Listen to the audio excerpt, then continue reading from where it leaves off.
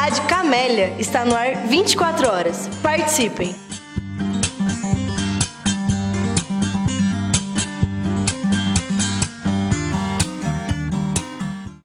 Bem-vindos todos, todas, né?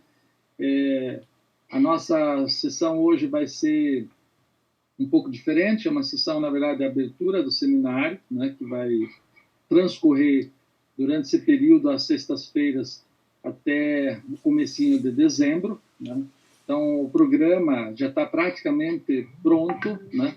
E eu vou disponibilizá-lo no grupo em breve, essa semana. Tem algumas confirmações ainda a fazer dos participantes externos, mas praticamente está já fechado, né, a programação, né, ela está fechada. Então, só para situar um pouco, mas antes ainda, queria só dar as boas-vindas ao pessoal do Acre, né, que estão aí com o Hélio, né, o Hélio está com a equipe de autoras e autores, né, do livro. Então, na hora da apresentação, vocês podem rapidamente se apresentar também. Não é propriamente uma espécie de lançamento dos livros, né? Quer dizer, os eventos de lançamento nós podemos pensá-los, né? Especificamente, né? Que eu acho que cada obra merece um tratamento especial, como lançamento mesmo, né? Então, isso nós faremos numa programação para frente. A própria APP, o livro da APP já fez um pré-lançamento, né? Então, também podemos pensar nesses pré-lançamentos, né? E nos lançamentos efetivos, né? Nos lançamentos de fato.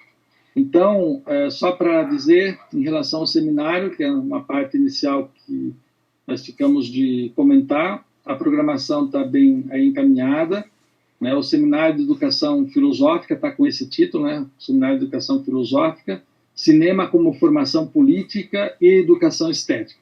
Então, só para dizer que no título nós acabamos incluindo uma sugestão do Márcio, né, do Márcio Jarek, né, que a palavra política tinha que aparecer, né? Eu acho que aparece bem aí dessa forma, na medida em que colocamos como cinema, como formação política e educação estética, né? Então, me parece que fecha bem esse sentido aí da proposta do seminário.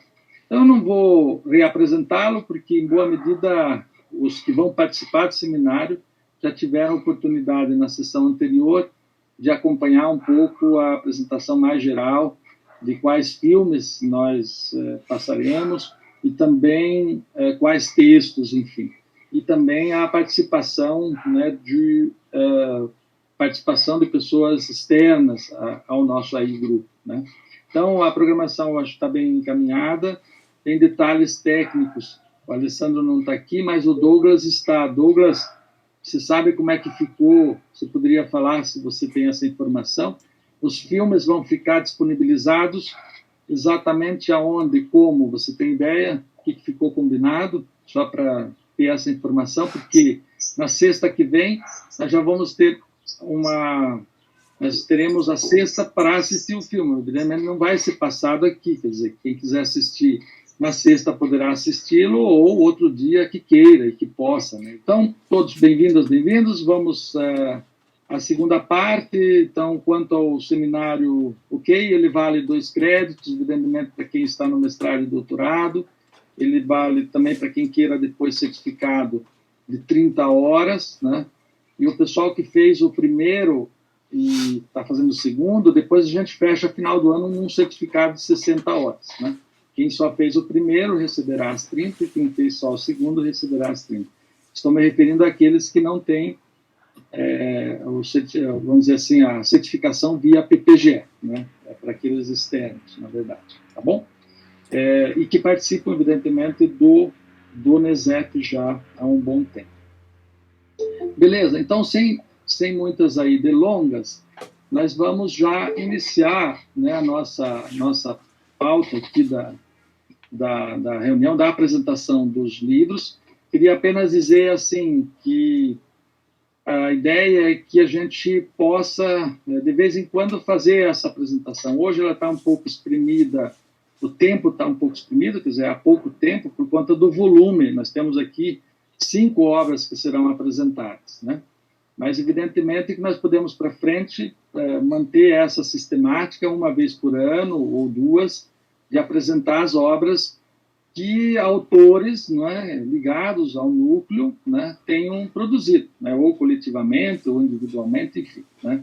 Essa é a ideia, que não substitui, em hipótese alguma, os lançamentos em si, né, porque daí sempre o lançamento tem, digamos assim, a parte da editora, né, que também ela participa dos lançamentos do ponto de vista da oficialidade, vamos dizer assim, dos lançamentos. Né? Então, aqui é mais uma apresentação. Então, já vou, já de início, chamar para apresentar o livro 1 da trilogia do NESEF, né, Educação Filosófica, Método e Dimensões. Então, vocês vão ter aí 10 minutinhos, Luciana e Valéria, para falar um pouco do livro. Então, Valéria e Luciana, é com vocês. Hoje é um dia que a gente comemora, né, por esses lançamentos, por essas novas publicações, mas eu vou fazer de um jeito bem diferente aqui. Eu vou falar um pouquinho só do nosso projeto inicial e puxar a ideia da reflexão, que nenhuma dessas obras sejam comemoradas pelos motivos errados. Eu já me explico. Num primeiro momento, lá se vão idos de 2010, em que a gente já vivia uma certa situação de desencanto muito forte, mas ainda não era o desespero que a gente vive hoje. Nós pensamos um projeto bastante ousado para essa trilogia. E entre os objetivos iniciais, eu tenho, o Geraldo também deve ter, os primeiros textos que a gente organizou, não estavam coisas como vamos publicar um livro para ter ISSN ou ISBN para depois pôr no Lattes. Não era um objetivo. Não estava também outras coisas como vamos publicar um livro para recortar nossa autoria e pôr no Facebook para ter likes. Não era nada disso. A gente publicava um livro, a ideia era fazer um trabalho e depois dar visibilidade, seja da forma como fosse possível, para um campo de estudos e práticas, todo um conjunto, né, de ações e de concepções que o NESEF estava desenvolvendo. Então, a ideia era sistematizar esse campo da educação filosófica. Né?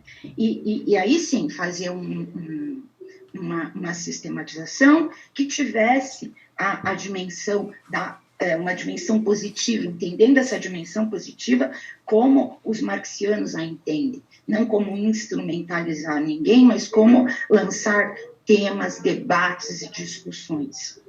E a ideia principal era justamente essa, dar voz a todas essas produções, a esses embates públicos que a gente tinha e as concepções que a gente defendia, sempre naquele horizonte da transformação social. Caminhar do sentido da filosofia apenas diletante, apenas institucionalizada, para a filosofia que é atenta às urgências da realidade. Ela é atenta à imanência, a gente chama isso do caminho do gnosiológico para um ontológico, tomando como base a ideia da filosofia radical, da dialética radical e não do diletantismo. Muito bem, do projeto original dessa trilogia, houve muitas modificações. Nós não demos conta de fazer tudo o que nós nos propusemos a fazer.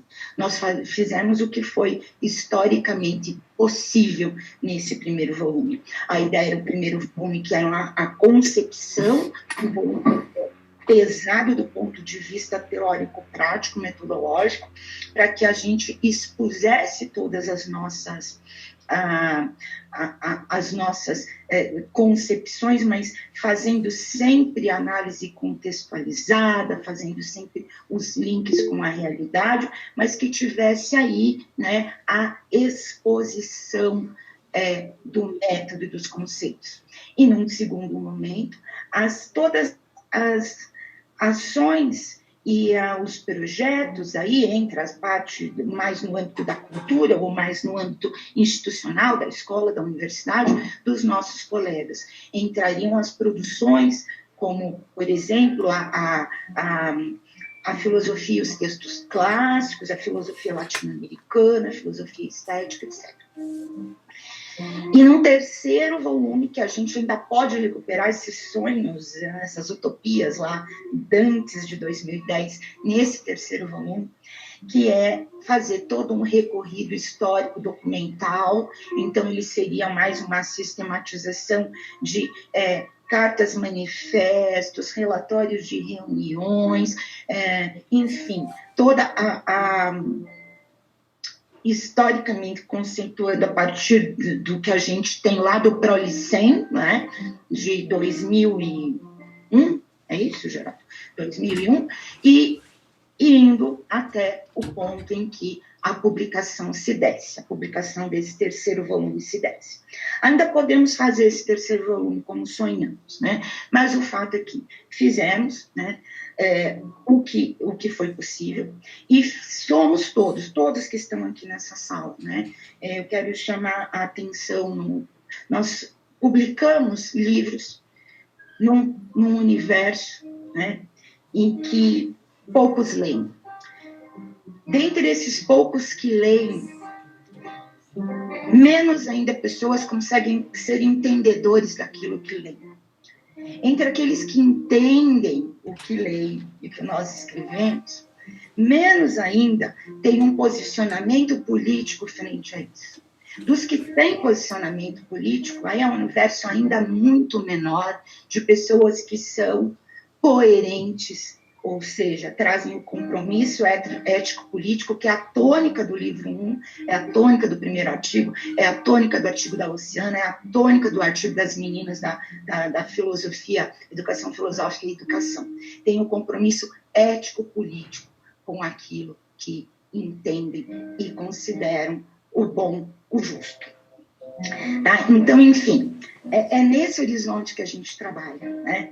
Então, eu já passo para a Luciana, mas apesar de não termos conseguido fazer tudo o que pretendíamos, fizemos muito. E com isso que a gente tem, que eu acho que depois a Luciana vai tocar nisso, não é um livro que seja possível instrumentalizá-lo para qualquer outro fim, mas a gente abre uma possibilidade, ou muitas possibilidades, né, de pensar a educação filosófica nessa perspectiva, não da cidadania, mas da transformação mesmo, da possibilidade, nesse universo de desespero e moral e intelectual que a gente vive, né, em que muitas vezes os intelectuais entram em êxtase quando vão atualizar o Lattes, que para mim é o túmulo do intelectual como criador, como, enfim, difusor de ideias que movem e transformam. Mas, enfim, dentro dessa perspectiva, né, a gente propõe, né, que aqueles que nos lerem, né, nos critiquem, nos tragam novas possibilidades, mas com essa atenção, tá? O que a gente busca é não uma filosofia erudita e diletante, ou seja lá o que for nesse sentido, mas que nós tenhamos como intelectuais coerência, né, com esse compromisso necessário hoje, mais do que nunca, num momento de morte por todos os lados, compromisso ético, político com a transformação social de fato. É isso. Acho que o que a Valéria falou, ela resumiu bem, né? Eu acho que esse livro, ele não é um livro que tem muito volume de páginas, mas ele tem bastante conteúdo, em sentido reflexivo, né, porque ali não existe nenhuma receita de bolo. Ninguém que for querer pegar o nosso livro para utilizar como uma ferramenta, ele não vai encontrar, ele só vai encontrar uma forma de pensar, que é o que a gente faz, né, que a gente mostra os caminhos da educação filosófica. E eu acho que, então, nesse sentido, ele não entra mesmo como um instrumento. né? Ele subverte um pouco essa questão da razão instrumental. Acho que é isso, já que é pouco tempo para eu falar. Tá bom, Luciana? Então, Mas é um elemento de resistência. Tá bom, tem 1 minuto, deixa eu falar, então. Já que eu sou organizador do livro também, então eu vou falar 1 minuto só. Bem rapidamente, eu acho que assim, é bem falado que a Valéria levantou a questão fundamental que a trilogia ela foi pensada pelo coletivo, né? Eu acho bem importante isso. E, é claro, não foi pensada nos cânones da academia, nesse sentido, vamos dizer que, por vezes, tomou conta pejorativamente no mundo aí dos chamados intelectuais acadêmicos, né? Então, é bem importante que sei lá, ISBN, negócio de Lattes, etc., isso é algo que é também uma espécie de criação, uma espécie de invenção mais recente, que está dentro desse modus operandi do produtivismo acadêmico, né? Lamentavelmente, isso se tornou, o que é secundário se tornou essencial, né? Então, bem importante no sentido de que o livro procura resgatar uma perspectiva, uma concepção de educação filosófica marcada por essa questão fundamental, que tem como eixo central, de fato, a praxis educativa, a praxis filosófica como, vamos dizer assim, fator fundamental digamos, da própria existência nossa enquanto educadoras, educadores, enfim, pessoas que procuram pensar a partir deste lugar, né? Então, acho bem importante que a gente produza essa trilogia, e aí, só para concluir, o segundo volume está em andamento, né? Quer dizer, ele deve ser publicado aí por fins de novembro, início de dezembro, até coloquei no chat ali. E, sim, o livro 3 vai sair, Valéria. Nós precisamos só fazer uma reunião específica, uma hora, para, de fato, definir um pouco melhor o que vai entrar nesse livro 3. Né? Mas isso nós faremos numa reunião específica para recuperar um pouco o projeto original, para que ele não se desvirtue, evidentemente. Tá bom? Muito bom, então, gente. Valeu, muito bom. Obrigado, Luciana. Obrigado aí, Valéria. Muito, muito legal. Muito bem colocado aí. E o e-book está à disposição. O livro físico deve sair final de setembro, início de outubro, eu acredito. Depois o Juliano pode confirmar isso para a gente. Tá bom? Então, vamos em frente. Hélio, agora é com você e o pessoal do Acre. Viva nós, muito bom. Seja bem-vindo aí com a equipe toda aí, beleza? Pode falar. Boa tarde, eu sou o professor Hélio do Colégio de Aplicação, né? Quase todos já me conhecem. Estamos aqui hoje com os nossos autores, a Isna, Fernanda, Maurício, a Manuela. A Maria Luísa não pôde estar presente, que é outra autora de Rondônia. Então, vou só dar um minutinho para cada um deles apresentarem, porque vocês ainda não conhecem, e depois eu prossigo na apresentação do livro. Eu me chamo Manuela, sou uma das escritoras que compõe os textos que tem neste livro, e é isso. Foi um sonho, e eu acho que todo aluno que a gente estava, né, de mais ou menos uns 15, 16 anos de idade, quando lê, se identifica muito. Eu acho isso muito interessante. Acho que a Maria Folê também vai ter uma pegada assim, mais nostálgica. E hoje eu curso nutrição na Universidade Federal do Acre. E ansiosa por ter esse livro em mãos. Ótimo, então, Isna. Excelente. Meu nome é Maurício Barbosa, eu fui aluno do professor Hélio, fui bolsista dele PIBI, que a gente escreveu um artigo, fez pesquisa sobre o monumento histórico aqui do Acre, a Praça da Gamileira. Atualmente eu sou professor de língua portuguesa de uma escola particular aqui do Acre, padrinho em letras português, e escrevi esse livro aí lá em 2014, foi um sonho que veio caminhando a publicação desse livro e finalmente vai sair. Bom, o nosso livro ele partiu de um projeto de extensão que começou, como o Maurício disse, em 2014, que incluía vários alunos do ensino médio, do primeiro, segundo e terceiro ano. Esse projeto foi intitulado Reflexões Filosóficas Escritas Possíveis, e a ideia era reunir, né, alunos e alunas do ensino médio que gostavam de escrever, de ler, para a gente poder ler textos filosóficos e escrever também textos e poesias. Então, a gente começou com a leitura de pequenos textos, como a Carta sobre a Felicidade de Epicuro, fragmentos de Nietzsche e de diversos outros filósofos. Mas o intuito principal era escrever poesia.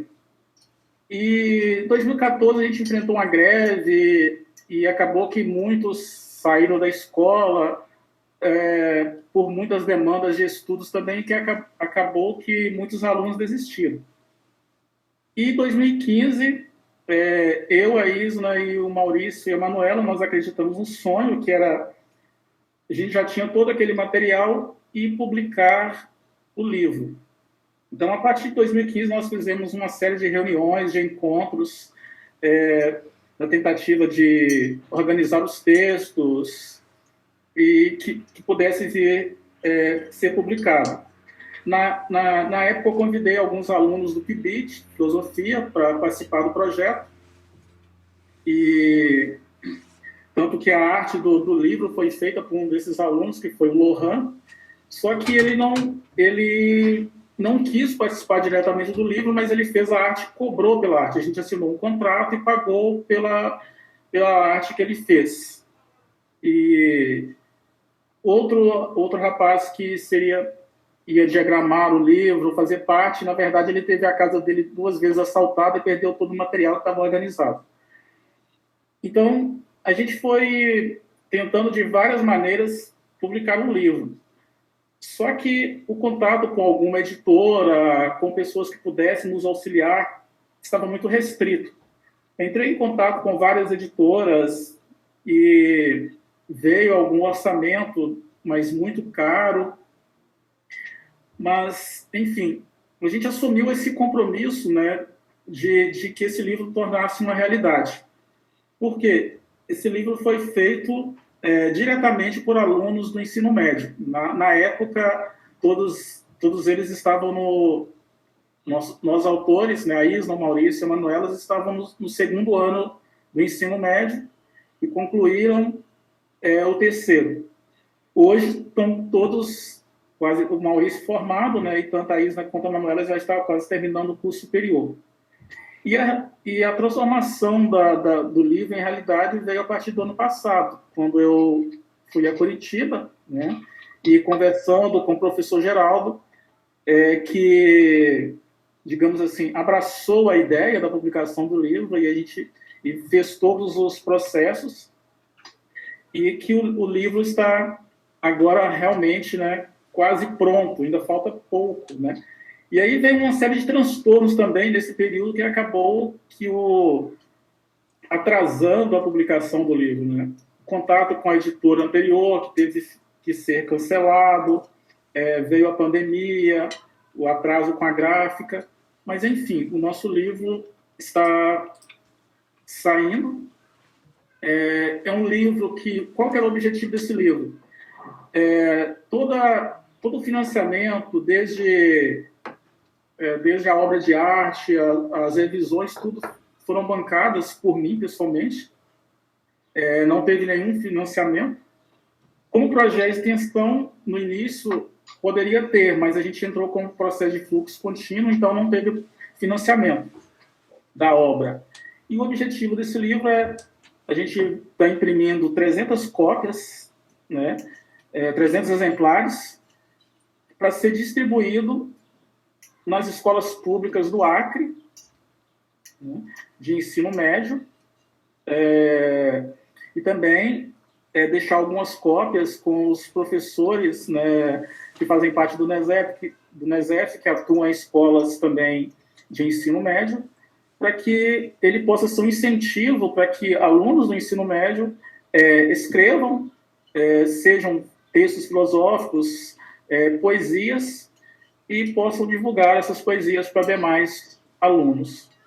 Então, que esse livro venha a ser possa ser esse incentivo, né, para as pessoas. Eu vou tentar compartilhar para vocês, que aqui eu não enviei porque não tinha na tela, só para ver um pouco do layout do livro, só para vocês verem. Aí o livro foi dividido em 4 capítulos, sobre o abstrato, a existência, a vida, o abstrato, a existência, a vida, falta um. E o amor. E o amor. Faltou, deixou o mais importante fora, o amor. São 4 capítulos que a gente dividiu e cada capítulo abre com uma imagem e no livro a gente não colocou nossos nomes nas poesias. Cada um escolheu um símbolo para que representasse a poesia. Então, quando a pessoa for ler o livro, abaixo da poesia ou do texto tem um girassol que me representa, o Maurício é a folha, a Manuela é uma tulipa, a Isna é uma rosa e a Maria Luísa é uma lua. Então, esses símbolos listados na poesia. Só vou tentar mostrar aqui, não sei se vai dar certo, vamos ver aqui. Aqui, né, é a capa do livro. Isso. Além do humano, a singularidade na poesia. Né? Então, o desenho da capa foi feito pelo Lohan.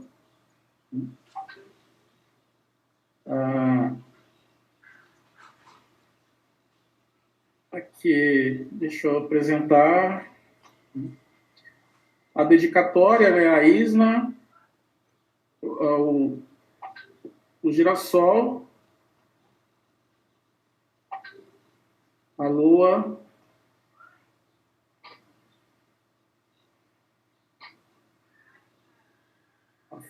a Manuela, que é a tulipa, por último, o Maurício.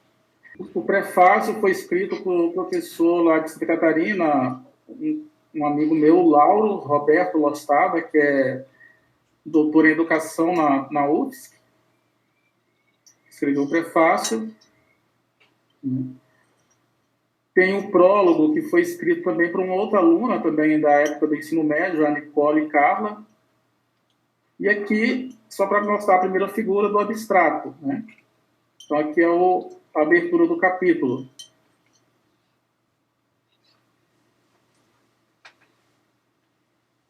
E cada capítulo abre com um texto escrito a 4 mãos. Né? Por mim, Manuela, Maurício e Isna.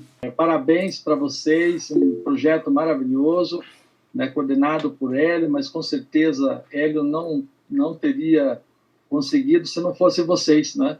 De fato, a participação de vocês foi fundamental. Então, parabéns mais uma vez. Fiquem à vontade de ficar aí no encontro até o final, ou se quiserem sair, fiquem também à vontade, mas fica o convite para vocês continuarem com a gente até o final do encontro de hoje, tá bem? Beleza, então, obrigado, Hélio, obrigado a todo mundo. Obrigado. Vamos em frente. Bernardo e Luiz Paixão, agora é com vocês, livro da APP. Esses 3 primeiros foram, então, publicados pela Platô Editorial, né? Então, só para situar, né? São os 3 livros já publicados aí pela Platô. São os primeiros livros, na verdade, tá? Então, vamos lá. Bernardo. Então, é um dos organizadores do livro também, que é o professor Sebastião, né, que está aqui conosco. E aí a ordem, o Sebastião é que vai começar apresentando aí, porque tem uma responsabilidade bem maior que a minha, né, na organização desse livro. O trabalho que a gente fez foi um trabalho que surgiu assim da indignação dos professores do Estado do Paraná, né, em razão do projeto que a Secretaria Estadual de Educação chama de educação e ensino à distância em nosso estado. Então isso causou, né, uma indignação muito grande, causou assim muita repúdia, né, muita aversão àquilo que estava sendo imposto de forma vertical e que na avaliação da grande parte dos educadores do Paraná, pelo menos daqueles que estudam educação, têm compromisso com a escola pública, seria um projeto falho, seria um projeto fadado ao fracasso, como os resultados vêm mostrando que de fato era, né? Então, assim, inicialmente houve essa angústia e a gente precisava de material, precisava de instrumento para fazê-lo, né? O livro, começamos a entrar em contato com diferentes professores do estado do Paraná que estavam dispostos a fazer a empreitada, a pensar sobre o projeto, a escrever sobre o projeto, né, a dizer o que era de fato esse projeto. E o livro ele foi ganhando corpo, e ganhou corpo de forma decisiva com a sua ajuda, né, Geraldo? Com a participação ativa do UNICEF. Se não fosse a participação de vocês, talvez o livro não tivesse saído com a qualidade que saiu. Então, assim, o livro ele tem tido milhares de acessos, milhares de compartilhamentos nas redes sociais, e hoje, mais do que uma manifestação de angústia contra um projeto avesso ao processo de construção de uma escola democrática no estado do Paraná, que a gente vinha construindo aí há pelo menos 40 anos. É um livro que é um instrumento de luta, né? Que luta não só contra o IAD, mas contra a política que vem sendo implantada no Paraná. O Renato Feder, como secretário de Educação do Ratinho Júnior, vem implantando um modelo de educação empresarial, um modelo de educação destruidor. Todas as ações do Renato Feder, desde o início, né, do mandato dele da gestão dele frente à SED, tem sido discutido, né? Todas as ações deles apontam assim para a implantação de um projeto de educação empresarial que atende aos anseios do mercado e jamais da sociedade, jamais dos estudantes, jamais da classe trabalhadora. E aí nós temos que ter força para combater esse modelo, porque a tendência é que isso piore se esse modelo avançar, se essa gestão avançar. Se a gente fizer assim um rápido retrospecto do que tem sido a gestão do Renato Feder, a gente vai ver um absurdo, né? Ou as medidas absurdas, todas elas antidemocráticas, todas elas avessa à autonomia da escola, todas elas avessa ao reconhecimento do professor como sujeito do processo de ensino e aprendizagem, né? Assim, a implantação de um projeto de currículo totalmente engessado, que o professor passa a ser um executor daquilo que é pensado em outras esferas, o professor passa a ser um tarefeiro, como nós temos sido no EAD. Há um projeto de tutoria para as escolas, como se nós, enquanto professores, né, enquanto profissionais, adultos emancipados, precisássemos de um tutor nas escolas para dizer o que a gente deve fazer e o que a gente não deve fazer. Há um processo de avaliação, né, em alta escala que procura fazer com que a escola atinja determinadas metas, né, com um rigor de exigência muito grande, né? Sobre constrangimento, sobre coação, o professor ter que treinar aluno para fazer as provas que vêm da Secretaria de Educação para demonstrar que, de fato, está havendo aprendizagem. Quer dizer, desde quando o processo de educação pode ser centralizado em treinamento? Enfim, a gente tem a distribuição do plano de carreira dos funcionários, né? Os funcionários das escolas públicas, a partir do ano que vem, eles serão contratados por empresas terceirizadas, né? Nós temos congelamento do nosso plano de carreira, nós temos congelamento dos nossos salários, né? Nós temos uma carga absurda de serviço e de trabalho que vem a toda hora para a gente. A gente tem um monte de professor aí que está à beira de um colapso de dinheiro. E esse instrumento, esse livro que nós estamos escrevendo, é um livro assim, que ele tem que ser expandido, ele tem que ser lido, ele tem que ser trabalhado, ele tem que ser engrossado. Mais gente tem que se envolver com esse processo assim, de produção, de reflexão, para que a gente faça essa resistência, né? Porque, senão, realmente, a escola pública do Paraná, pelo menos no modelo em que nós a conhecemos, ela está em risco. Há um processo violento de desconfiguração do que é a educação pública e do que é o professor também como profissional, né? Então, assim, eu me orgulho muito de ter participado desse projeto, por mais que o livro tenha limitações, e é óbvio que tem, que ele foi feito assim, né, em um momento de exigência, um momento assim que a gente precisava fazer, que a gente tinha que fazer, mas assim, ele instaura um diálogo, e um diálogo que precisa ser feito com muita força, e tem que ir além do diálogo também, né? Que tem que levar a ação efetiva, porque não é possível a gente compactuar com esse projeto que vem sendo implantado no estado do Paraná. É isso mais ou menos, não é, Bernardo? Beleza. Bernardo, tem ainda 3 minutinhos, vamos lá. 3 minutos, tá bem. Acho que Sebastião disse bem, né, sobre a obra, e né, os envolvidos na obra são, a maioria, professores da rede pública, né, estadual, aí professores de diversas áreas, né, tem professor de língua portuguesa, como o próprio Sebastião, filosofia, arte, matemática, então eu diria que quase de todas as áreas, e contou também com a participação de várias pedagogas e alguns professores do Instituto Federal, não é? Na maioria também psicólogos, escrevendo, não é, um capítulo em particular. O professor Vanderlei Geraldi, não é, diz na introdução do livro, não é, que é um livro que a gente não lê sem dor. E acho que o Sebastião disse bem, não é, que a produção do livro se deu exatamente no momento em que a gente não sabia muito bem, não sei se a gente sabe agora, não é, lidar com toda a carga, não é, aí, psicológica e para aprofundar, não é, esse sofrimento aí da pandemia, o isolamento, ainda toda essa carga de trabalho, não é, através da exigência de cada vez mais coisas mesquinhas que a rigor não tem nada a ver com qualidade do ensino, da educação, enfim, não é, do estudo para as crianças, para os adolescentes, mas tem mais uma coisa de controle, não é, uma coisa, sei lá, meio que o senhor, não é, do engenho, não é, sobre, não é, os trabalhadores, as trabalhadoras da educação. Então, o livro é um livro que se lê com alguma dor, se você, não é, lê-lo com bastante cuidado. O professor Geraldo também, não é, colocou, não é, e é isso que a obra em si, não é, ela representou e representa.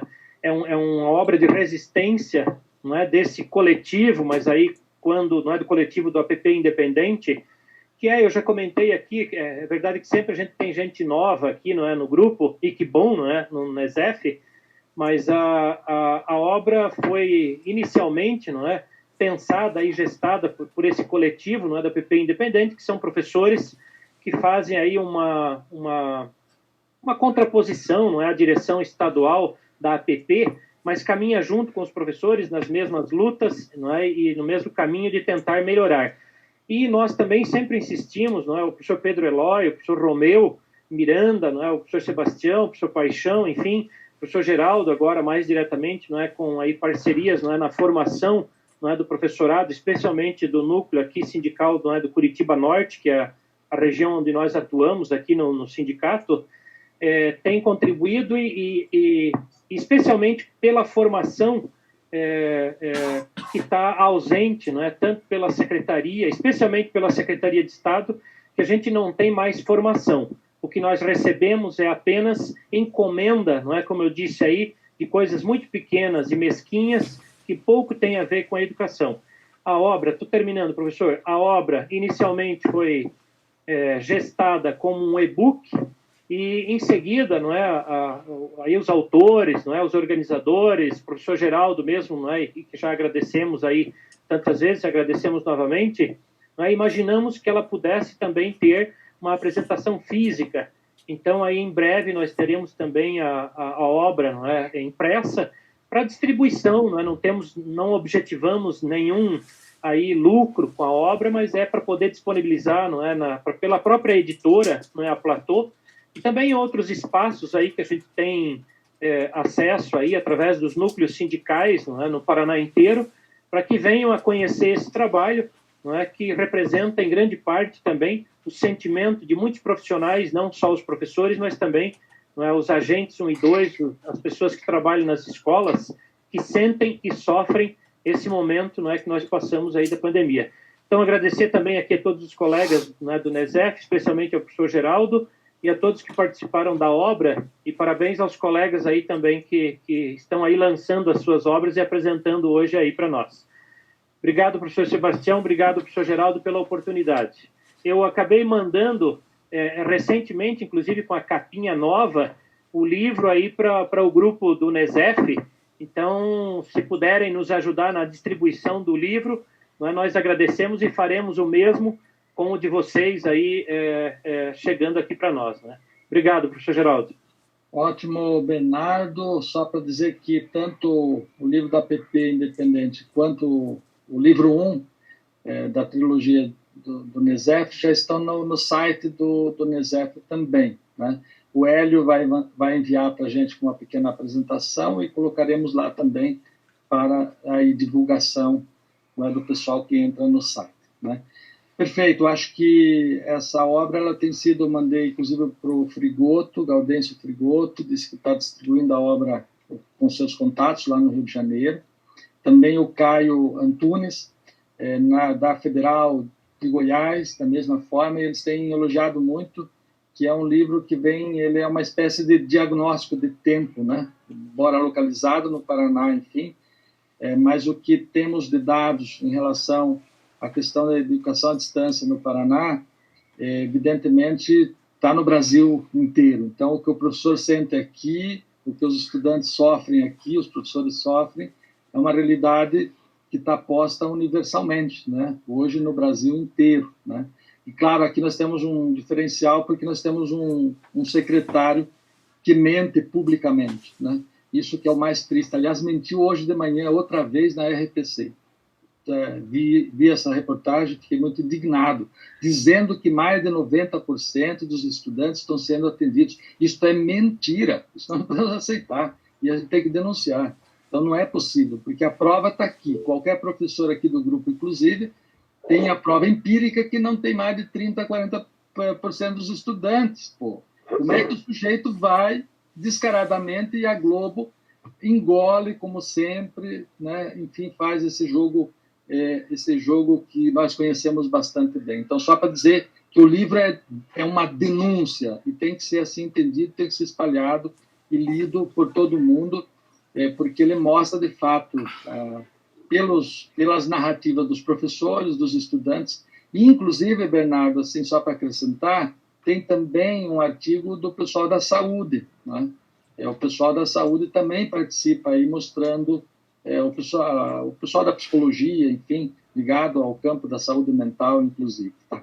Então, desculpa aqui, mas eu acho que o livro é um pouco essa fala dura, firme, contra essa tentativa de enganação absoluta que nós estamos vivendo hoje no estado do Paraná em relação à educação à distância, que é uma pífia, uma mentira deslavada, posta nua e cruamente, e, infelizmente, os meios de comunicação, enfim, abrem espaço para o sujeito ficar falando, mentindo, etc, etc.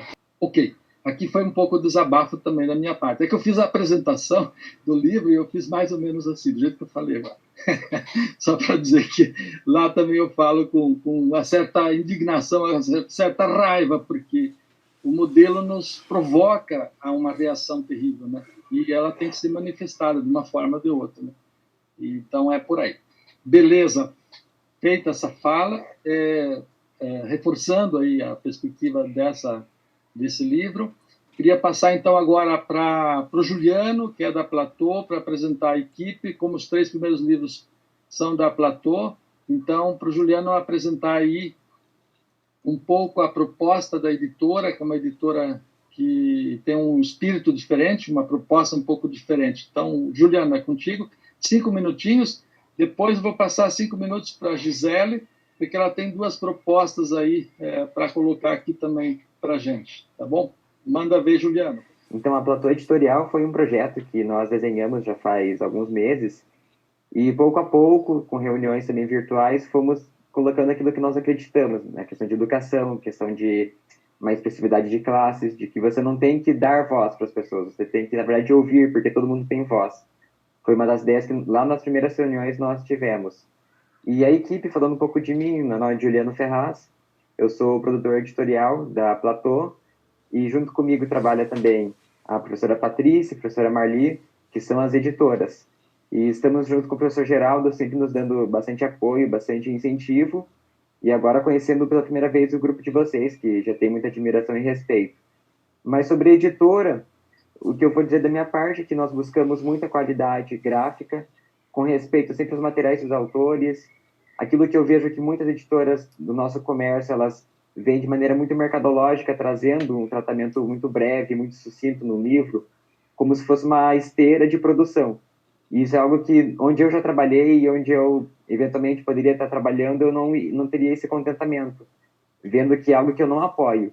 Então, a chance de criar uma editora junto com Marli, com Patrícia, para poder justamente colocar uma possibilidade, uma alternativa que nós acreditamos. Então, se a professora Patrícia e a professora Marli quiserem falar também. Meu nome é Patrícia Marota e, como o Juliano explicou, Marli e eu somos editoras da Platô. Desde o nosso ponto de vista, a Platô é uma plataforma que dá voz a esses livros que foram apresentados aqui hoje, aos livros que incomodam, aos livros que tocam o dedo na ferida, aos livros que trabalham com as questões sociais realmente importantes no nosso país hoje. E, desde o meu ponto de vista muito particular, é isso que nós gostaríamos de continuar sendo. Esse espaço de debate e discussão democrático que hoje faz tanta falta no nosso país. Marli, eu não quero continuar falando para te dar espaço para falar também, mas, uma vez mais, muito obrigada a todos por estarem aqui, e é um enorme prazer colocar rostos nos nomes que já nós conhecíamos por causa dos livros. Parabéns a todos pelo trabalho de vocês. Parabéns a todos os autores aqui presentes. A Platô tem esse projeto que a Patrícia, o Juliano já falou, acho que a maioria que já conhece, né? Esperamos dar continuidade, que cada vez melhore mais, que seja uma resposta a tudo que está aí, que nós estamos vivendo, que nos angustia, né? Que seja uma possibilidade para os autores que estão aqui presentes, futuros autores. Tem uma parte que a Valéria falou que eu achei fundamental, que não seja só para fazer currículo, né, para colocar no Lattes, e realmente tenha conteúdo, que tenha uma proposta. Esse é bem o projeto da Platô, que seja algo que realmente possa provocar mudanças também. Tá? É importante, está iniciando, né, a Platô, tem o pessoal do Acre, que é muito bom, né, que continue participando conosco, publicando os livros, divulgando também no norte do Brasil Editora, e principalmente esse projeto editorial que é diferente, né, das editoras comerciais que estão por aí. Então é isso, pessoal. Qualquer coisa estamos à disposição. Certo? Obrigada. Ótimo, então. Agradeço o Juliano, agradeço a Patrícia, também a Marli, pelas breves palavras, mas a ideia um pouco é que vocês também pudessem ser vistas e vistos, enfim, por todos, e também ouvir um pouquinho esse sentido de uma editora que se diferencia dessa visão que já foi bem colocada aí por vocês, né, mercadológica, que por via de regra as editoras comerciais tomaram conta, né? Evidentemente que a editora, vocês também precisam viver, né? Precisam ter algum resultado do ponto de vista do reconhecimento, inclusive, do trabalho, evidentemente, né? Então, mas seguramente está muito abaixo do mercado, né? Quer dizer, muito abaixo do preço normal aí que a gente tem visto que tem sido praticado pelas editoras. Então, bem-vindas aí, e quem quiser eventualmente publicar, enfim, fica bem à vontade. E falando nisso, vou passar para a Gisele, porque ela tem duas propostas aqui para fazer. 5 minutinhos, Gisele, contigo. Boa tarde, pessoal. Um abraço grande. Então, agora para o pessoal que está lá no Acre, né? Não sei se o pessoal está por aqui ainda. Estamos vindo aqui para a divisa com Santa Catarina, tá? Estou aqui no sul, em União da Vitória, no Paraná, bem na divisa com Santa Catarina, na região do Contestado. Sou professora aqui na Unespar, Universidade Estadual do Paraná, no Colegiado de Filosofia, e muito brevemente eu venho aqui fazer uma proposta, né? Já conversei rapidamente com o Geraldo, que é tanto para a editora como para esse coletivo mais amplo, que é concretizar a realização de um sonho de um menino que tem paralisia cerebral e que escreveu um livro. Esse menino, eu vou tentar, enquanto eu falo aqui, compartilhar uma tela com vocês, que eu acho que é importante vocês verem ele. E acho que eu não vou conseguir, Geraldo. Não abre para mim aqui a opção. Acho que eu vou colocar no grupo azul lá do Unicef, né? Quem não está, depois o Hélio passa para o teu pessoal, porque os demais estão todos aí no grupo. Tá. Vou passar também para a editora. Mas não vai ser possível. Então, meu gente, o Everton, ele Ele me chama carinhosamente de tia, ele tem 26 anos, ele teve paralisia cerebral em consequência do parto, e ele escreveu um livro, ele tem bastante dificuldade psicomotora, ele mexe, se comunica principalmente pelo computador, e ele, com o auxílio do computador, ele escreveu um livro que é a história da vida dele, e aí quando ele me contou que ele estava escrevendo um livro, ele falou, eu não sei se vale a pena publicar, mas seria um sonho meu publicar. E quando eu li o livro, eu fiquei muito impressionada com o livro, e compartilhei daí com outras pessoas, gente, a gente tem que achar uma forma de publicar esse material. É um livro autobiográfico, mas muito mais do que isso, é um livro sobre inclusão, porque é um livro escrito, o Juliano falou aqui, né, que a gente não dá voz, e eu somo aí eu faço coro com isso, né, as pessoas não precisam, ninguém precisa dar voz a elas, né, elas têm voz, elas só precisam de espaços, então fica um convite aqui para realizar um sonho do menino que colocou no papel a sua história de vida, e a centralidade da obra do Everton é a escola, é a luta dele pela escolarização, que ele culmina concluindo o curso de magistério, né? Então, é um menino com paralisia cerebral que concluiu o curso de magistério, e ele vai narrando, né? Ele é para-atleta também, ele vai narrando as experiências de vida dele, e ao narrar me impressionou muito essa dimensão pedagógica do livro, e por isso eu fiquei muito tocada e mais interessada ainda em tornar público, mais do que realizar o sonho pessoal do Everton, é um material, sem dúvida, que tem que estar na mão de educadores, né? Porque eu já passei o livro para uma menina que foi minha aluna, que trabalha com ilustração, ela vai ilustrar o livro voluntariamente, porque tem momentos do livro que ele descreve como que ele fez o estágio dele, por exemplo, com crianças de educação infantil, e aí tem coisas que são muito didáticas, né? E aí é muito interessante, né, na perspectiva como ele nos desloca, né, com relação à questão da inclusão. E aí eu estou trazendo aqui como proposta, né, não só a questão de a gente ter um selo da Platô ali como editora, que é fundamental para a gente.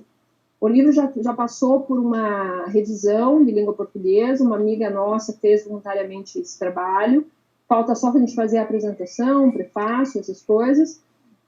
Mas a gente precisa fazer uma ação entre amigos aí para viabilizar, porque o sonho do Everton é que esse livro, na forma impressa, seja distribuído em escolas.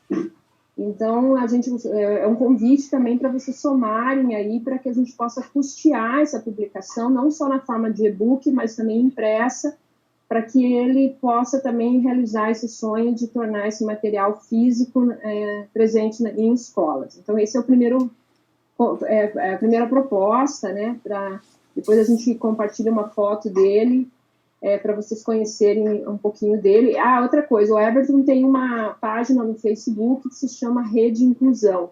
Ele movimenta essa página sobre inclusão no Facebook, se vocês procurarem lá, vocês vão poder conhecer um pouquinho desse trabalho dele.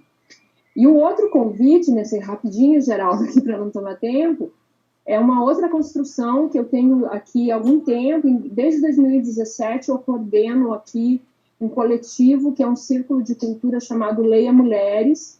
A gente vem, desde 2017, reunindo mulheres que leem mulheres de diferentes áreas de conhecimento, tirando do silenciamento, né, porque as mulheres produzem conhecimento e são silenciadas por uma estrutura sexista, patriarcal e racista e etc. Há um ano atrás, nós organizamos uma coletânea de textos. Eu provoquei as meninas que participam, na época eram cerca de 20, a escrever sobre a experiência, e elas se inscreveram e compartilharam comigo textos, poemas, ensaios, prosas, né, sobre essa experiência do que se representa ler mulheres, né? São diferentes abordagens sobre essa experiência desse círculo de cultura, que é uma perspectiva, né, teórico-metodológica que a gente tem adotado. E agora, esse ano, a gente está fazendo o círculo de cultura na forma online, com participação de mulheres do Brasil todo. Esse contexto da pandemia acabou possibilitando essa forma. Então, a gente tem um livro esboçado com participação de 20 mulheres e mais umas 10 interessadas em incluir alguns textos. Então, seria mais ou menos 30 autoras, né?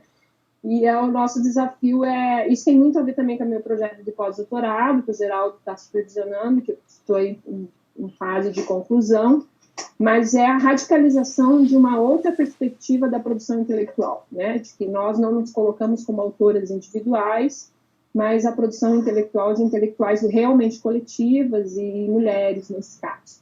Então, também é uma proposta, se vocês quiserem se desafiar aí. Não é um livro acadêmico, não, tem meninas desde o ensino médio que participaram, assim como pessoas que têm doutorado, pós-doutorado. É um livro interdisciplinar, com pessoas de diferentes áreas, mas todas mulheres, e que tem um caráter interessante, do meu ponto de vista, mas eu sou suspeita para falar porque eu sou uma das protagonistas dessa história, né?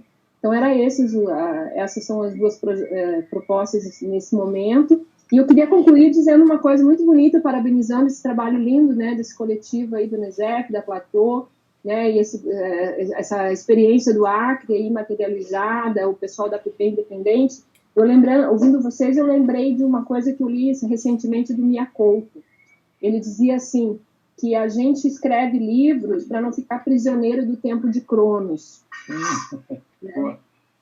Acho que nesse tempo de Cronos tão perverso que a gente está vivendo, né, e fique como inspiração o nosso Mia Couto aí presente, tá bom? Um beijo grande, parabéns a todos os autores, autoras, e mesmo para quem não é autor, que a gente sabe que está fazendo a história e está escrevendo aí a favor de uma outra humanidade, né, que a gente sabe que é possível. Um beijo e gratidão.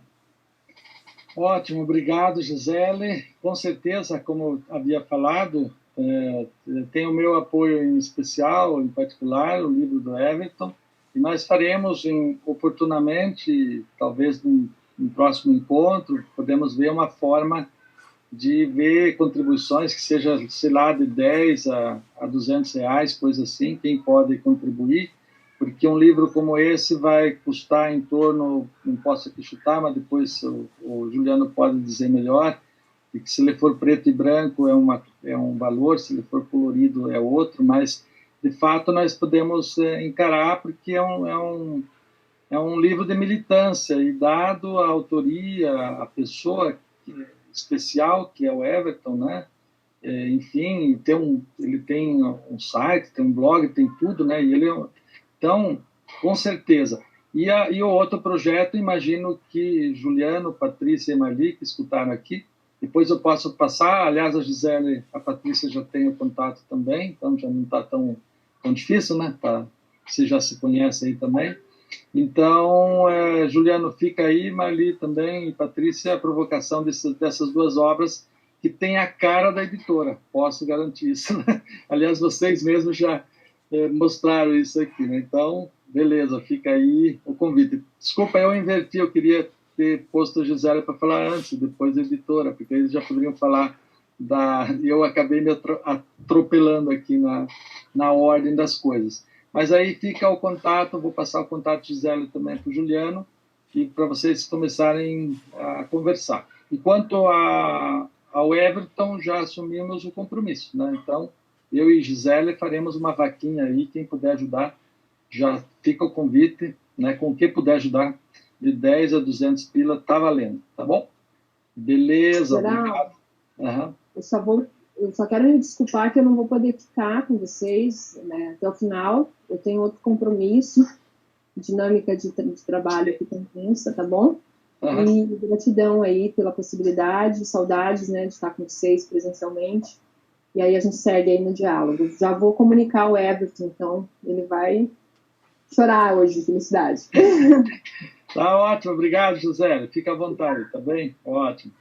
Beleza, vamos em frente então. Agora nós vamos na sequência. A apresentação agora é com o Henrique. Henrique, é contigo. Introdução à história da filosofia, aos primórdios da psicologia. Henrique, pode falar. Boa tarde. Eu estou no meio do caminho aqui, né, Geraldo? Paraná, divisa de Santa Catarina, eu estou em Franca, no norte do estado de São Paulo. Perfeito. Bom, eu disse no grupo do coletivo NESEF, o Grupo Azul, e reitero que eu estou mais contente, entusiasmado com os primeiros lançamentos da editora Platô. Foi um prazer enorme ouvir as apresentações e também a apresentação da própria editora, que me deixa bastante esperançoso para as minhas próximas publicações, tendo em vista que, como já foi dito, nós temos um problema muito grande no mercado editorial.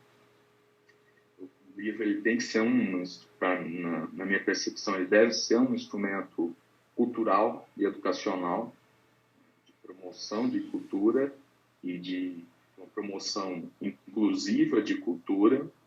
Inclusive, esse livro que eu escrevo desde o início, quando eu comecei o projeto há 5 anos, em 2015, eu sempre tive um propósito de poder dar uma contribuição no caminho da socialização, da democratização de uma cultura que é muito elitizada, né? Uma cultura erudita que por muito tempo não se propôs, ou as pessoas não proporam que ela dialogasse com a cultura popular, então acabou ficando segregada. E aí eu tento facilitar o entendimento dos principais autores, correntes e escolas da história da filosofia, seguindo uma perspectiva da historiografia tradicional e da história da psicologia moderna.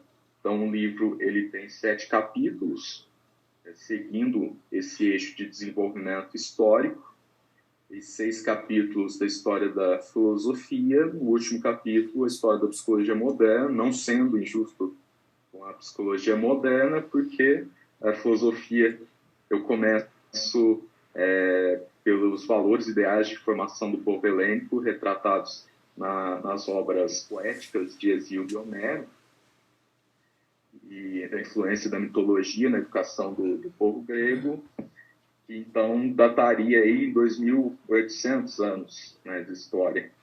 E a psicologia, como uma ciência moderna, uma ciência que se adequou à metodologia experimental indutiva do positivismo, que é os critérios que legitimavam e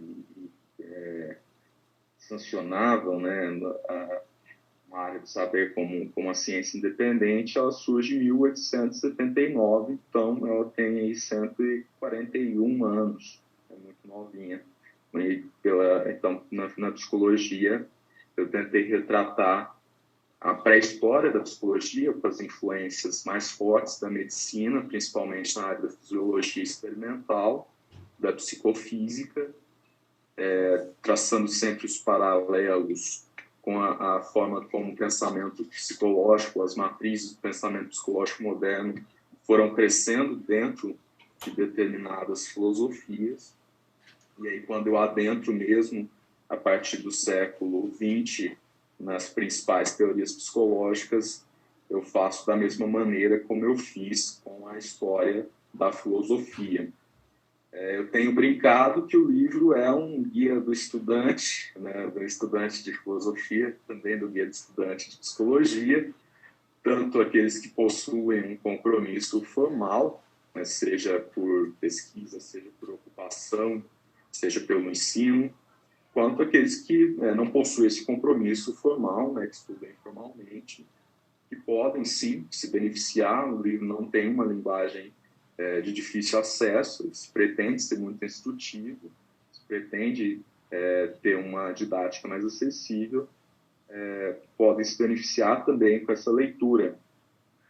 Eu disse que eu fiquei mais entusiasmado com os primeiros lançamentos da Platô, e disse também no grupo anteriormente que eu tomaria um pouco do meu tempo para falar sobre a necessidade da existência de uma organização editorial como a Platô, dentro do que a gente percebe que enfrentamos neste cenário de publicação de livros, publicação, principalmente veiculação, circulação de livros.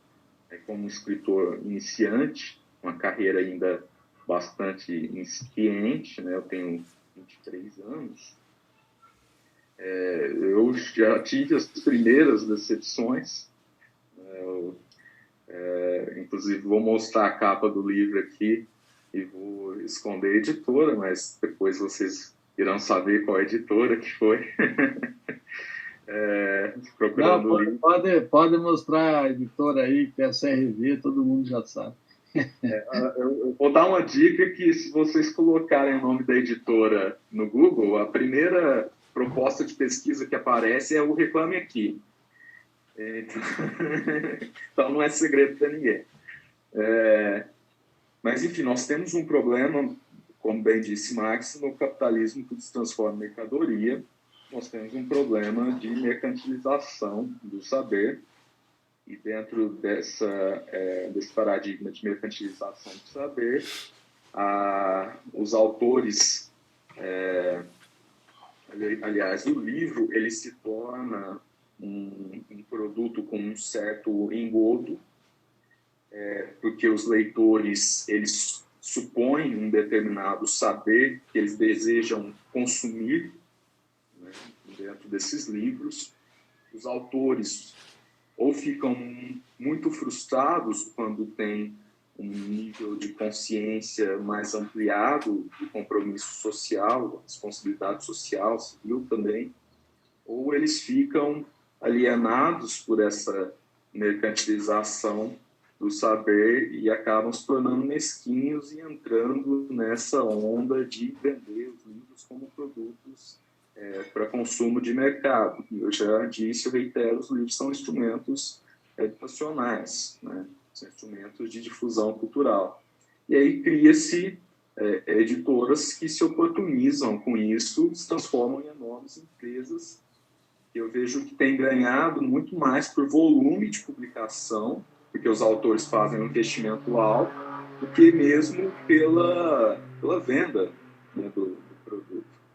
Então, se você tem uma editora que publica 100 livros por mês, e essa editora consegue, a cada publicação, só com os exemplares do autor, tirar R$2.000, então essa editora ganha R$200.000, paga para todos os seus funcionários, porque é uma estrutura enorme, inclusive com um aparato de propaganda que seduz os autores, como me seduziu, a publicarem com essa editora. Então dizem, bom, é uma das maiores do Brasil, editora comercial, publicando 100 livros, temos vasta experiência, temos profissionais muito habilitados, tudo bem, mas todo esse poderio que eles criaram foi para estar sendo direcionado somente para publicação, e não há nenhuma valorização do autor, nenhuma valorização,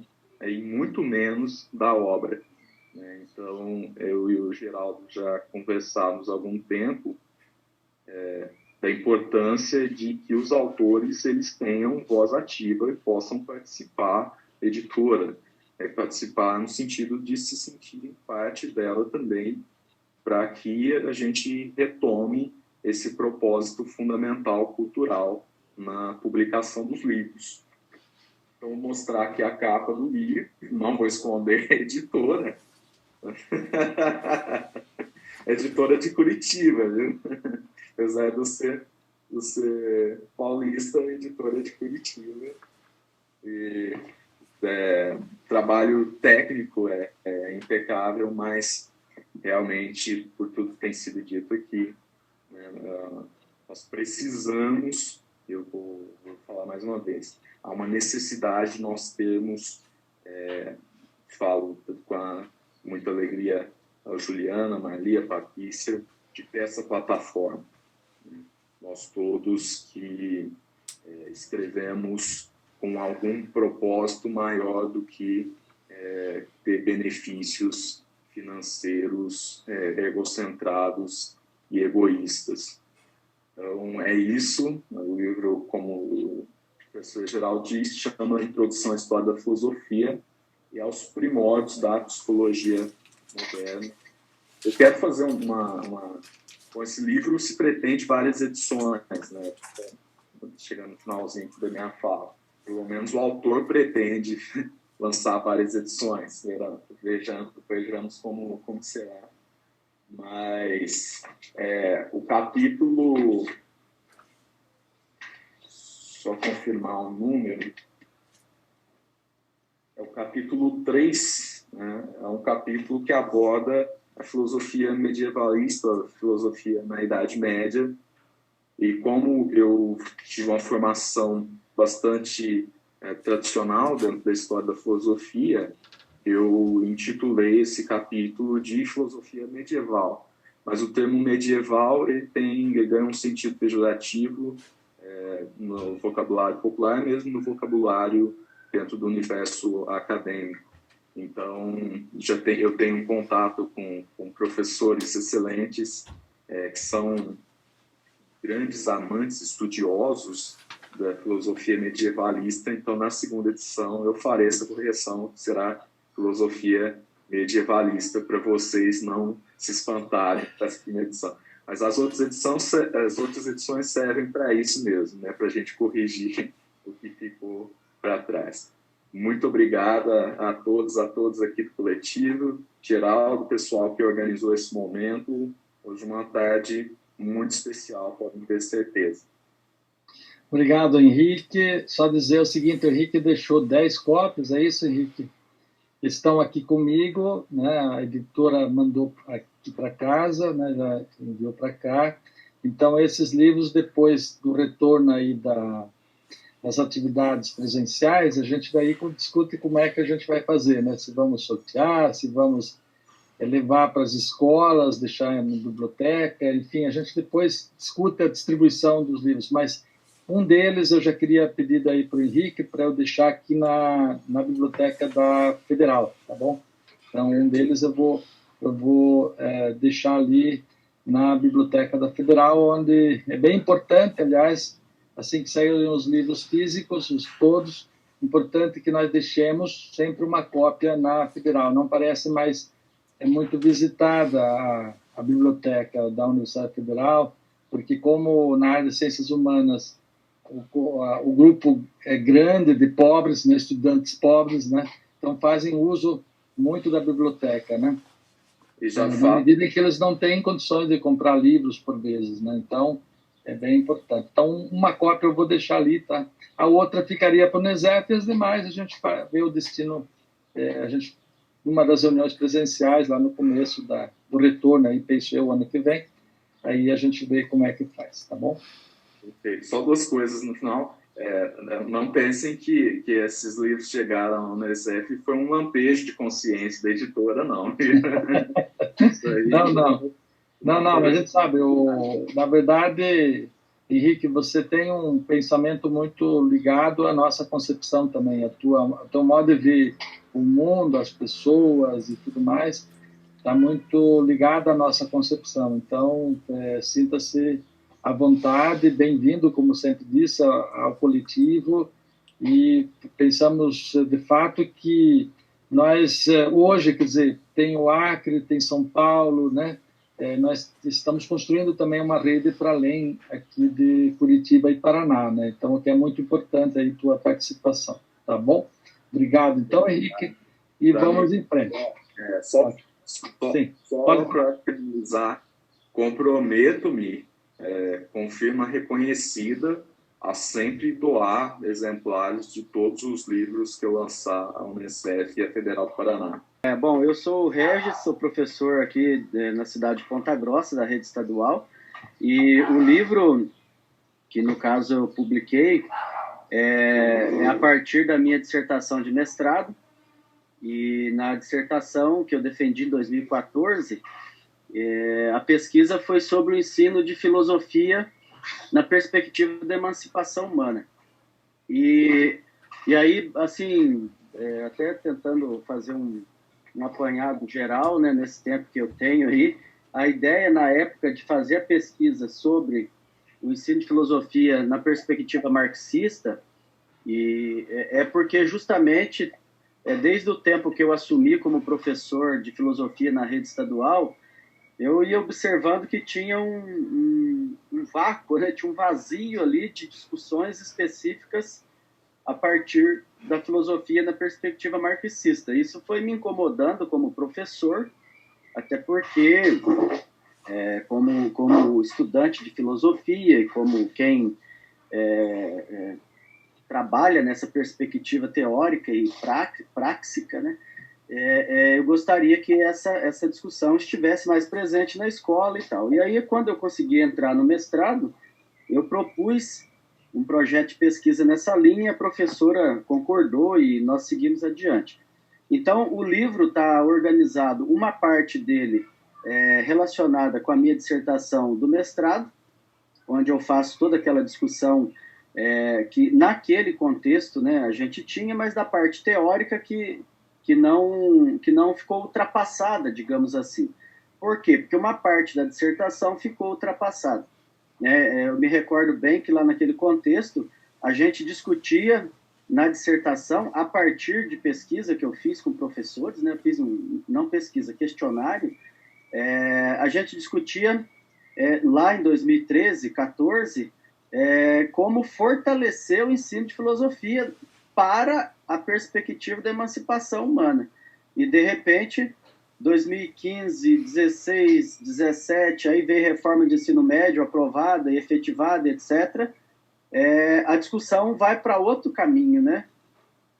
A gente continuar mantendo a perspectiva da emancipação humana, porém, fazendo uma defesa novamente de uma luta para manter filosofia no ensino médio. Então, o livro, nas primeiras páginas, né, a primeira parte do livro, nós vamos discutir essa perspectiva mais teórica, vamos dizer assim, que tem a ver com a filosofia, com as filosofias e com a filosofia na perspectiva marxista. Quem faz a apresentação do livro é a professora Anitta, que eu creio que muitos de vocês conheçam, né? Ela foi da Federal há muito tempo e atualmente ela está na Tuiuti. E ela, inclusive, foi da minha banca também na dissertação. Esse livro foi possível graças ao apoio do professor Geraldo também, na época, né, a partir de algumas conversas nossas, e nós levamos adiante. Então, o início desse livro é a discussão sobre filosofia marxista, depois uma crítica à educação, o ensino de filosofia no Brasil, que tem a ver com essa questão teórica, histórica, que também a gente acompanha, né, que está já, vamos dizer assim, de conhecimento nosso, e a contribuição, vamos dizer assim, importante do livro, além, né, obviamente, da perspectiva teórica marxista e da discussão do ensino de filosofia nessa perspectiva, está lá no capítulo 4, onde nós vamos falar do ensino de filosofia no estado do Paraná, e aí nós trazemos algumas questões específicas nossas do estado e também o contexto, né, que nós vivemos com as alterações, as mudanças, né, saída da obrigatoriedade, toda essa discussão também que tem relação com a reforma do ensino médio, em 2016. E, bom, um pouco dessa questão está aí, né, o livro em si, ele tem relação direta, né, com a minha atuação como professor. Essas indagações que, como eu disse para vocês, elas me acompanham desde que eu tomei posse como professor de filosofia e sempre procurei trabalhar nessa perspectiva, obviamente, né, que fazendo um trabalho dentro daquilo que prevê legislação, do que prevê as legislações estaduais, né? Naquele contexto existiu um livro de filosofia produzido, né, no estado do Paraná, que eu creio que vocês, de repente, até trabalharam, conheceram, ou às vezes alguns até participaram da elaboração.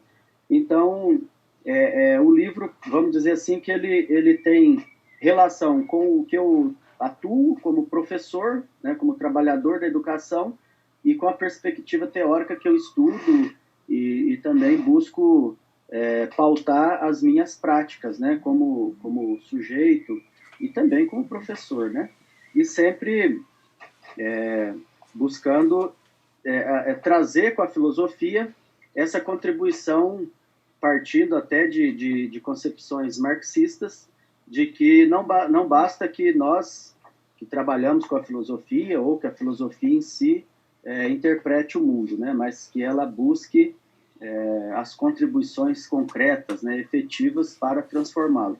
É um pouco do que está no livro. Eu não sei se é possível visualizar, eu estou aqui com o celular. Essa é a capa. E é um pouco do que do tempo, rapidamente abordando. E eu até... O livro, nesse contexto da pandemia, acabou atrasando algumas coisas e tal, né? Mas agora que nós estamos achando caminhos aí para poder começar esse trabalho de divulgação, de falar. E para encerrar, eu penso que tem uma contribuição importante aqui para a gente tratar de questão específica da filosofia na perspectiva da emancipação humana, com a própria conjuntura vai trazendo isso para nós, né? Que, como eu falei, em vez da gente ter conseguido avançar, que era a discussão lá de 2014, nós tivemos retrocessos sérios, né? E depois passa, além do retrocesso de retirada da disciplina, toda essa discussão, essa paranoia, essa coisa fascista que está aí, né, de perseguição a professores, de ataque às ciências humanas, de desqualificar, desmerecer, descredenciar a filosofia, enfim. Então, eu vejo que a contribuição está nesse sentido, tanto de reforçar a importância da filosofia como um todo, mas especificamente a filosofia na perspectiva da emancipação humana, a partir dessa relação de trabalho, né, com a filosofia. É um pouco isso, professor, não sei se está tranquilo. Está bem, Regis, foi bem claro aí na tua exposição. E fica aí o convite para que você faça a segunda edição com a Platô Editorial e as demais obras também. Deixo aqui o convite. Não foi possível resgatar em tempo tua obra para Platô. Tem uma coisa que também te interessa aqui, vai lá. Ana, fala Ana e Edson, rapidinho, da Carta Manifesto.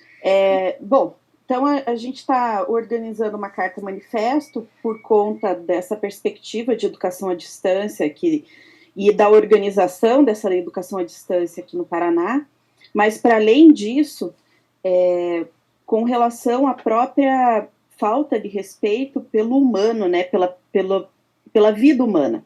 Então, a gente tem uma pressão muito grande hoje do Sinep, que é o Sindicato das Escolas Particulares, para que volte, né, as aulas de forma presencial ou de forma híbrida, por conta que eles estão perdendo um número significativo de alunos para a escola pública. Então, o quanto essa questão do capital e do dinheiro e do lucro é muito mais importante do que a vida, né? E a partir disso, dessa questão de se reafirmar como se estivesse fazendo, como se tivesse sendo uma educação modelo, uma educação de qualidade, sendo que não se está pensando naquilo que é essencial, que é o currículo do ano que vem, né? Então, assim, o que vamos fazer ano que vem com todas esses alunos que não estão aprendendo? Porque o que a gente avalia hoje na rede não é aprendizagem, mas acesso. Então, o acesso a gente consegue avaliar, mas nada além mais disso. Então, o que a gente vai fazer daqui para frente? Né? Então, todo esse desdobramento entre aquilo que é do financeiro acima de qualquer coisa, da questão de sempre aparecer como se tivesse com um super programa de educação que não corresponde à realidade concreta da grande maioria das escolas da rede, e do não pensar, o não planejar e de não tentar se organizar para quando a pandemia realmente passar essa fase e a gente retornar com as aulas presenciais, no sentido de o que vamos fazer com toda essa defasagem de aprendizagem e principalmente com relação a essas perdas no sentido emocional de professores, de alunos. Enfim, a gente teve um número muito grande de alunos que tentaram suicídio, que estão sem conseguir se comunicar, passando pelos problemas. Então, assim, esse lado que precisava tanto de atenção também está sendo deixado de lado, né? Então, é isso que a gente vai abordar um pouquinho nessa carta manifesto. Tá bom, Ana, eu acho que é isso. Até segunda-feira nós teremos uma versão provisória e nós vamos colocar lá no NESEC Azul como rascunho, como versão preliminar, para que quem queira, né, entrar e, enfim, fazer algum tipo de contribuição no próprio texto. Não é para dizer assim, olha, eu mudaria aqui, mudaria ali, não. É para entrar e mudar e enviar para a gente daí apreciar conjuntamente, tá? Para fecharmos essa carta manifesto, que será publicado ela será publicada no próximo CISI também, tá? Então, por isso que, claro, terá que ter 800 palavras, não pode ser um texto muito longo, sempre lembrando isso aí, viu, Ana? E na hora que a gente for corrigir, a gente vai ter que também, ou na hora que a gente for dar alguma contribuição, a gente tem que prestar atenção nesse aspecto aí, tá bem? Agora, para finalizar, o Hélio queria falar, Hélio, é isso? Sim, é só uma informação. Eu disponibilizei a parte do livro que o Juliano me mandou lá no grupo do NESEF, para vocês terem uma percepção do livro, mas para que não compartilhe agora que ele está incompleto. Aí, quando ele me enviar completamente, eu faço a apresentação e coloco lá no NESEF, no grupo. Isso, manda para mim, que daí o Alex, o Paulo, ou alguém coloca no site uma apresentação bem bonitinha, como está lá, da APP, está lá também, não é também o livro 1 da trilogia. Daí o teu também poderá estar lá, né? Só me mandar uma apresentação, tá bom? Outra questão, uma professora da Universidade Federal do Paraíba me procurou sobre publicação de livros, né, porque o meu nome ainda consta lá no conselho editorial da editora que o Regis publicou o livro dele, e ela viu, porque ela recebeu um e-mail também, viu o meu nome como da UFAR, que ela tem contato aqui. Aí eu gostaria de ressaltar para o pessoal da Platô organizar o site e deixar o contato para que eu possa passar o contato para ela também, e para que ela possa conhecer um pouco mais o trabalho e publicar o livro que ela pretende. Isso, perfeito. Viu, Juliano? O recado é para você aí e para a Marli, tá bom, Juliano? Eu acho que já tem lá. Ô, Juliano, só me fala aí, não tem o site lá já, o contato, Juliano? O site? No site tem um e-mail no site, mas eu posso providenciar um telefone também, um contato de WhatsApp, sem problema. Sim, eu acho que seria bom. Pode passar o meu, Juliano. Pode passar o meu. Isso, beleza. Até mais a gente vai fazer alteração no site nessa semana. Diretamente para o Hélio também, Geraldo. O meu. Isso, tá bom. Obrigado, Marli. Joia, eu passo o contato de vocês também para o Hélio, tá bom? Tá beleza. E o conselho editorial também, acho que é bom vocês colocar no site já o conselho editorial. Joia. Sim. Estamos fazendo alteração no site, daí vamos colocar, sim, o conselho lá. Gente, mais alguma informação importante, um informe, coisa assim? Senão a gente vai encerrando, então, o nosso encontro, que passou meia horinha, mas está dentro da previsão de 2 horas na via de regra, tá bom? Mais alguma coisa? Senão vamos encerrando? Podemos encerrar, então? Beleza, gente? Um grande abraço, um bom final de semana. Obrigadíssimo aí pela participação, foi muito legal ouvir todo mundo. E temos excelentes produções. Vamos manter circulando os nossos materiais. Um grande abraço. Tchau, tchau. Dá tchau lá pro povo. Tchau, tchau, tchau, tchau. Que legal. Meu filhadinho. Vou dar um abraço. Que legal, que legal.